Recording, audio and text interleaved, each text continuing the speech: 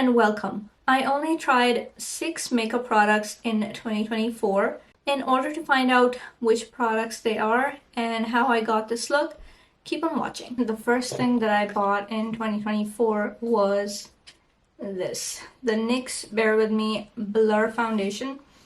Last year I wasn't able to try it. I had lots of other foundations that I was trying, like the Gucci, the Valentino, more higher end ones, but this one always stuck out and I wanted to pick it up, and finally one day I went to Walmart and did.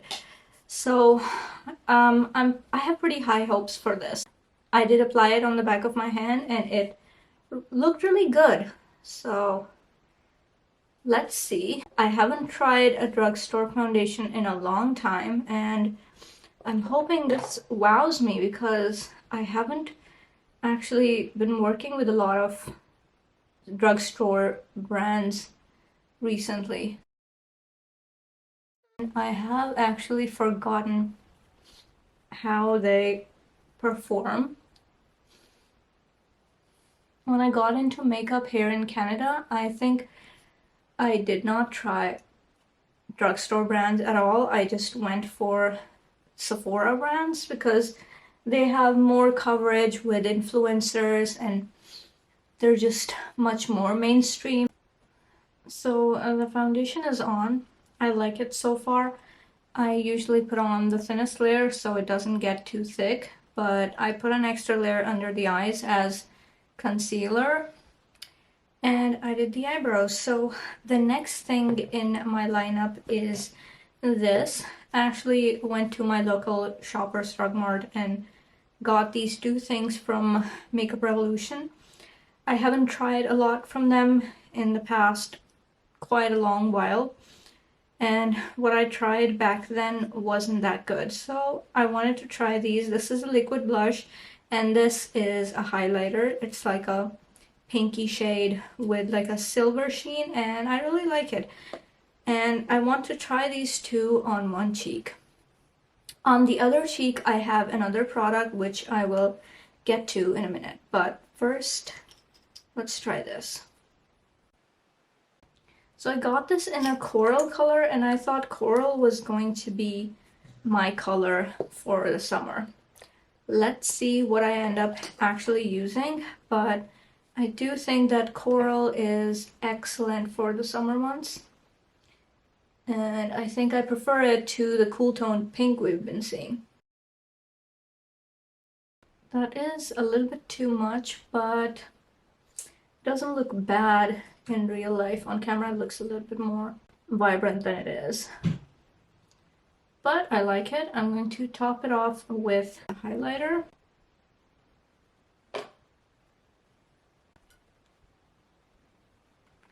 I'm going in pretty heavy-handed. And that is how I want this to look right now. I'm going to blend a little bit here with the foundation brush. There we go. That looks really nice. Okay, so I actually quite approve of these. Revolution has stepped up their game, and I think the drugstore brands are really killing it, and if you're on a budget, I think you should look to drugstore brands, especially Makeup Revolution. They've come a long way. There's e.l.f. Cosmetics. They've come a long way. Wet n Wild and their collabs have been pretty awesome. If you've been around on my channel, you will know that I have picked up quite a few of Wet n Wild products. And then we also have ColourPop, which is pretty amazing. I think times are tough, and in Instagram comments, I keep seeing people commenting that they don't have the budget to spend on all these exorbitant prices from indie brands. And I've seen engagement go down as well. Like, their posts have only just a few likes and comments, and that shows that people may not be in the same position as before to buy makeup without questioning it, without questioning the price tags. And I think that is a good thing for all of us, because if we question these things, they will eventually have to justify their prices, and I think that's good for the consumer, because if you keep buying stuff, they will keep putting out stuff, and if you're okay with the prices, then you pay more. Anywho, so this is the product that I got from Sephora. I think that's the only one that I got from Sephora. This is the One Size Cheek Clapper 3D Blush Trio in Gwirly Pop. That's a stupid name, but it was pink. It was this deeper reddish pink kind of thing, and I had to get it. I had the light one, and I wanted the bright one. Although I'm kind of sick of the pink blushes, but it's pink. Pink is my favorite color. I'm gonna go in with the cream first, then the powder, and then this shiny thing on top. Let's see how it goes. Like I said, I owned one of these before. I'm not sure I was wowed by the formula or anything. Like, this is pretty pricey. It's like 50 Canadian or 60 Canadian. I'm not entirely convinced, let's say. Okay. Again, that shows a little more cool toned. The powder is actually more cool toned, but when you swatch them, it's so surprising. When you swatch them side by side, the cream turns out to be more cool tone. But in the pan, you see this one is reddish. Let's see what the powder looks like. I'm gonna have to go very carefully because this is so pink. Not that I mind that, but... So it's blending, that's a good sign. Okay, that looks very natural and very flattering on my skin tone. Cool, cool. This is good. Let's try this chunky shimmery thing. Look at that. It does not seem like a cheek product at all. It's like a reddish pink with a golden sheen. I think I might even use it sometime on my eyes because it seems more like an eyeshadow formula. The glitter is quite dispersed. The glitter particles actually go all over. So there you see it.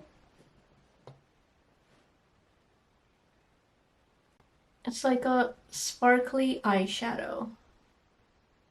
Doesn't seem the best kind of thing for a cheek product, but I expected it to be smoother, but then again, I wear all sorts of stuff. I wouldn't mind wearing this somewhere on my cheek. So, can't really complain, but do I wish it was a little more smooth?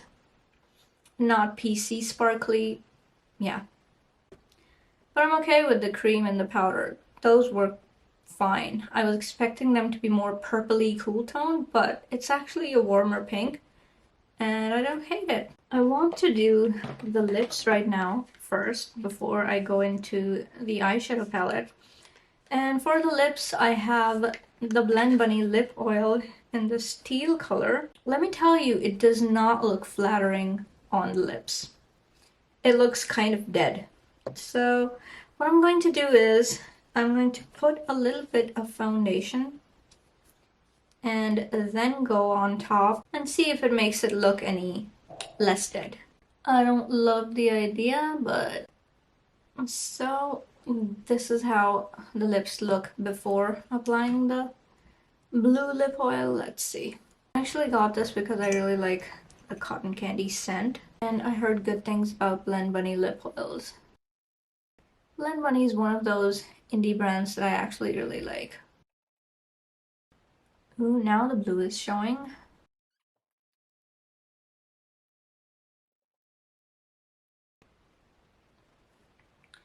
Consistency is kind of gloss-like and I don't hate it, but now it does look blue and I like that. I like that. I'm not into lip oils, but I just want to try this one. I don't understand the hype around lip oils. So the final thing that I got in 2024 is this, the Sickly Sweet palette by Blend Bunny. Of course, this is not a new launch for them, but before I kind of took a break, I was supposed to get this and I didn't. And I'm really happy about it because going into spring and summer, I think I will get use out of this. And of course, Blend Bunny quality and pastel shades. I am curious to say the least because Blend Bunny has always impeccable quality, but I already have my pastel favorites, which are Bella Beauté Bar pastels and Natasha Denona pastels. So let's see what this one is like. I'm going to prime my eyes with a primer that does not have a white base, so we can see the true performance of these shadows. This is my Fenty Beauty eye primer, by the way. So I wanted to talk about being a mindful consumer. Recently, I've decided to not shop as much and try to use more of the stuff in my collection because my collection has become overwhelming to say the least. I am not a full-time influencer, but I have been buying stuff and I was supposed to review it, but then life got in the way and I took a break for a little while. And then I decided that it's not worth it constantly shopping and worrying about what to get next, and then it's just not worth it and it's not a sustainable strategy. Plus, it's not good for the people who are watching it. Because me telling you or any other influencer that you watch telling you to keep buying and buying and buying, it's pretty damaging to people. It's not sincere, and if they're doing it, they should probably let everyone know that they're a salesperson, and that would be fine because then you're watching content that is focused on selling those products. But for the most part, influencers try new things constantly, and then there is pressure for the audience to keep up so they can share their views. There is a whole atmosphere of FOMO if someone doesn't have this and doesn't have an opinion on it. I've decided to not base my channel around that anymore. I just use the shade Sugar High and it's very nice. Next I'm going into a pink shade called Rosy Cheeks. These do have quite a bit of fallout in the pan, which is fine. Do not care about that at all. What I am instead going to be focusing on, hopefully from now, is using things in a creative way. So basically, coming up with ways to use what you already have and maybe focus more on creating from things that you already have. Maybe telling you dupes for the new launches and things you may already have in your collection. So there is less of that FOMO that goes around. I actually came here on YouTube to do things and say things that may be useful to other people, not the opposite, not detrimental. I just want to start with that now and not be like any other influencer trying to sell you stuff, because that was never my goal when I came on here anyway. What I want to actually do is make creative looks with the things that I have and experiment. Just, do things more crazily or more out of the box than I have ever done. That is going to be my goal. And maybe along the way, I will encourage you to take some risks as well. And that won't be the worst thing. I want makeup to go back to the era when I was a teenager and I used to watch all these tutorials for creative fun makeup. Like I remember this vampire makeup tutorial that I watched, and that was ages ago. And there was no pressure for selling stuff. And even though selling is fine, but I've noticed that it's making people have a lot of FOMO. Like you would see in the comments that, can you please stop this launch, or maybe have it in stock by the time I get paid. So there's a lot of fear that you're gonna be left behind, this community doesn't care about you. So I just thought would get back to the fun times of makeup. So what most people do on YouTube is just review the newest launch and then get to the next one. But that's just not fun anymore. Not for me. Probably not for all the people who are trying to keep up. I'm loving all this color. This is the same good Blend Bunny quality as ever. And the colors are very buildable. They're showing up nicely. And they are blendable as well. And I am loving that. I realized that I already have everything I will ever need in my collection.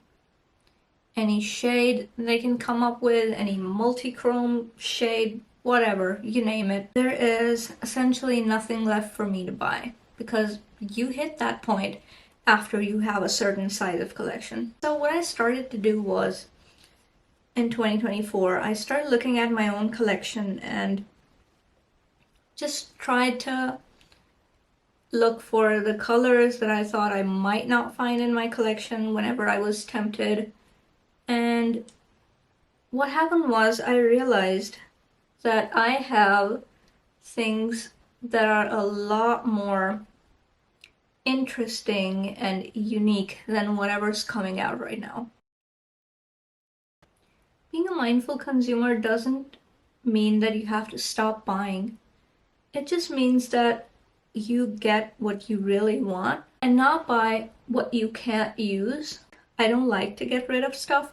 So what I'm going to do is only buy the stuff that I really, really want. And that I will let you know. I would encourage you to do the same. I feel like we have a lot of the colors. Just one color I feel like I'm missing.